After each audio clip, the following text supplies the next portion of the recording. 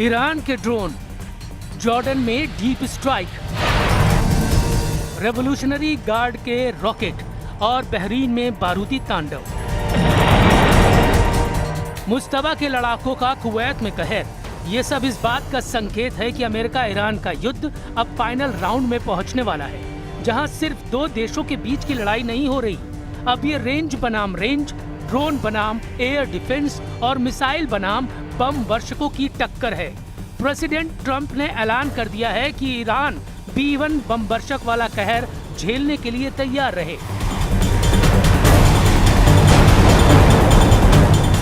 Iran पर Trump 13,600 kilogram का बम फोड़ने जा रहे हैं। ये ऐसे बम हैं जो विमान से गिराए जाने के बाद अंडरग्राउंड बंकर तक पहुंचते हैं।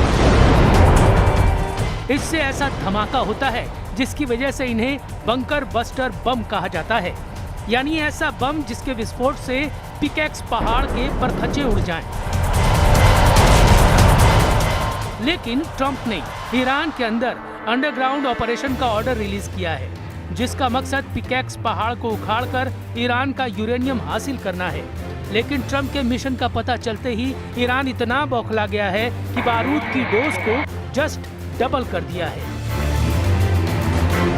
ईरान फुल फॉर्म में हमले कर रहा है, बिना रहम किए ट्रंप से हिसाब ले रहा है।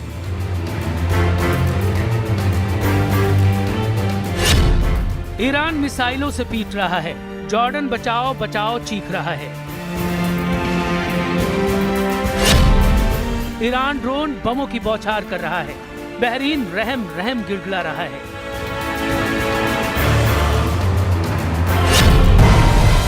ईरान रॉकेटों से तबाही मचा रहा है, कुवैत ट्रंप से सीज फायर की अपील कर रहा है।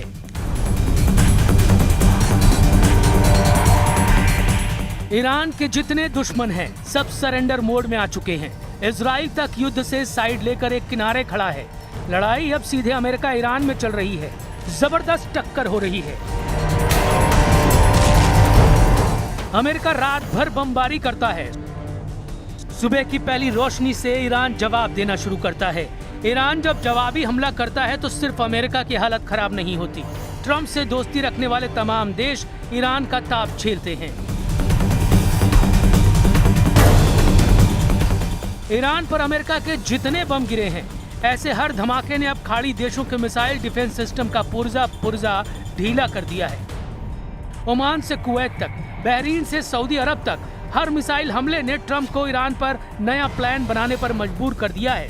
यही वजह है कि ट्रंप ने ईरान को घेरने के लिए अब अपने सबसे विनाशकारी हथियार को उड़ाना शुरू कर दिया है।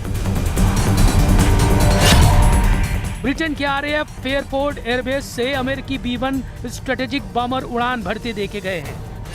ट्रंप के ईरान के पिकैक्स माउंटेन को निशाना बनाने की धमकी के बाद ब्रिटेन के RAF फेयरपोर्ट एयरबेस पर हलचल तेज हो चुकी है और अमेरिकी B-1 स्ट्रेटेजिक बॉम्बर के उड़ान भरने की तस्वीरें वायरल होनी शुरू हो गई हैं।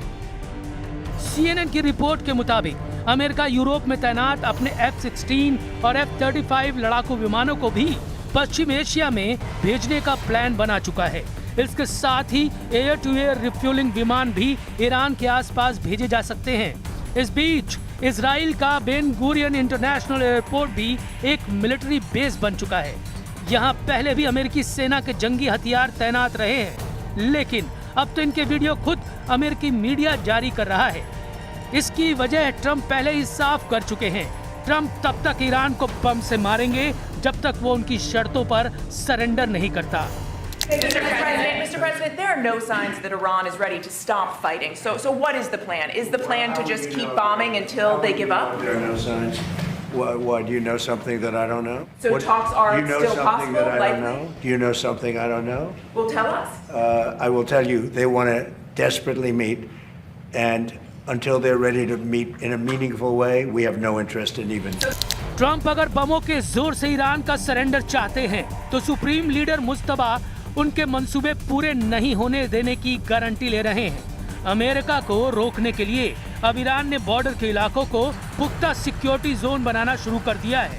ईरान के दक्षिण में बंदर अब्बास, जास और सिरिक में अमेरिका ने भयानक हमला किया, तो ईरान के पश्चिम में खुजिस्तान के अहवाज, महशहर बंदर इमाम और आबादान में हवाई हमले कर रहे हैं। इसके अलावा तबरीज में अमेरिका ने तबाही मचाई है, लेकिन अब रेवोल्यूशनरी गार्ड इन्हीं वॉर जोन को अमेरिकी मिसाइलों और जेटों का कब्रगाह बनाने की तैयारी कर रहे हैं।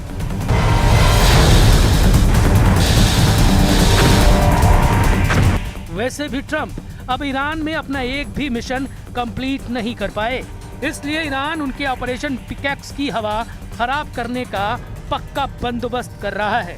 ट्रंप कहां-कहां फेल साबित हो चुके हैं, उसे पहले जान लेते हैं। उनका पहला मकसद ईरान के परमाणु कार्यक्रम को जड़ से उखाड़ना, मतलब पूरी तरह से खत्म कर देना। लेकिन क्या ऐसा हुआ? 400 किलो संवर्धित यूरेनियम को लेकर अब भी सवाल उठ रहे हैं, इसलिए ये मकसद नाकाम ही दिख रहा है, क्योंकि ट्रंप फोर्स को ईरानी यूरेनियम की करेक्ट लोकेशन तक शायद ही पता है। ट्रंप का दूसरा मकसद ईरान के मिसाइल जखीरे को मिटा देना, लेकिन ईरान के कमांडर दावा कर रहे हैं कि उनके पास इतनी मिसाइल है कि ईरान 20 साल तक लगातार युद्ध लड़ सकता है, इसलिए ये मकसद भी फेल हो गया। ट्रंप का तीसरा मकसद ईरान में बगावत करवा के तख्ता पलट करना था, लेकिन मुस्तफा खमेनी ने ईरान के सर्वोच्च नेता का पद बखूबी संभाल लिया है और ईरान की मिलिट्री लीडरशिप भी कायम है। यानी ट्रंप के तीनों मकसद नाकाम साबित हुए हैं। ईरान ये वादा कर रहा है कि ट्रंप जितनी भी प्लानिंग करना है करते रहें। उनकी धमकियों और धौस से ईरान डरने वाला नहीं। ट्रंप को अगर ईरान में कुछ हासिल होगा तो वो हार है।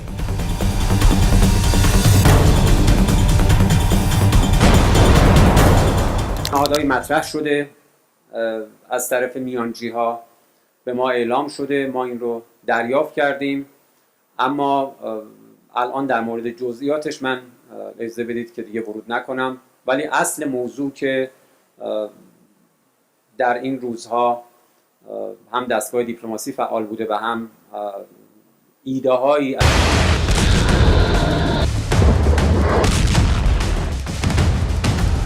ईरान की air power super active mode में है।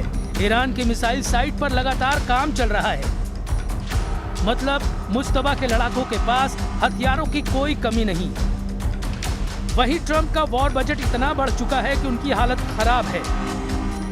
अमेरिकी रक्षा मंत्री पीट हेगसेथ ने कहा कि ईरान में अमेरिका के युद्ध का खर्च अब तक 37.5 अरब डॉलर पहुंच चुका है। ट्रंप युद्ध के लिए तुरंत फंड की भी मांग कर रहे हैं, लेकिन अमेरिकी सांसदों ने इसका विरोध किया है। ट्रंप ने जून 2025 में कांग्रेस से करीब 87.6 अरब डॉलर फंड रिलीज करने की डिमांड रखी है। मतलब 37.5 अरब डॉलर फूंक चुके ट्रंप ईरान युद्ध में अभी दोगुना खजाना लुटाने का रिस्क लेने जा रहे हैं।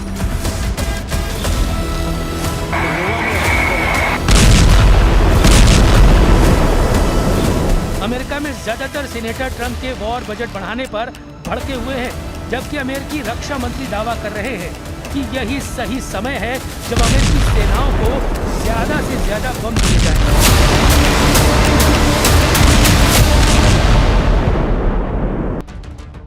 ईरान के परमाणु कार्यक्रम को खत्म करने पर अड़ा अमेरिका अब सऊदी अरब को एटमी पावर बनाना चाहता है। ट्रंप ने सऊदी अरब के साथ परमाणु समझौते को औपचारिक रूप से मंजूरी दे दी है। ये डील हुई तो सऊदी अरब को अमेरिका से मिलेगा एक सिविलियन न्यूक्लियर प्रोग्राम और फिर सऊदी अरब यूरेनियम संवर्धन भी कर पाएगा। ये डील अरबों डॉलर की हो सकती है। इस पैकेज में 123 एग्रीमेंट शामिल है। यह समझौता एक तरह से वो नियम है जिसके तहत दूसरे देशों के साथ अमेरिका न्यूक्लियर डील करता है। यूरेनियम संवर्धन वो प्रक्रिया है जो 90% तक की जाए तो परमाणु बम भी बनाया जा सकता है। 123 एग्रीमेंट अमेरिकी एटॉमिक एनर्जी एक्ट 1954 की धारा 123 के तहत होने वाला परमाणु सहयोग समझौता है। इसके जरिए अमेरिका किसी दूसरे देश के साथ सिविल न्यूक्लियर टेक्नोलॉजी, ईंधन और तकनीकी सहयोग कर सकता है, लेकिन आमतौर पर ऐसे समझौतों में ये शर्त होती है कि दूसरा देश परमाणु हथियार बनाने की कोशिश नहीं करेगा। लेकिन सऊदी अरब के क्राउन प्रिंस सलमान 8 साल पहले ही अपने इरादे जाहिर कर चुके हैं। मोहम्मद बिन सलमान ने 2018 में एक बयान में कह रखा है कि अगर ईरान ने एटम बम बनाया तो सऊदी अरब भी एटम बम बनाएगा। शायद ट्रंप के लिए भी ईरान के परमाणु हथियारों की काट प्रिंस सलमान को साधने में दिख रही है। इसलिए खाड़ी में नया परमाणु पावर बनाकर वो ईरानी खतरे को बैलेंस करना चाहते हैं, लेकिन अभी ये बहुत दूर की बात है। अभी तो आलम ये है कि ईरान खाड़ी देशों को अपने इशारे पर नचा रहा है। ईरान जिसे चाहता है उसे मिसाइल से फोड़ दे रहा है।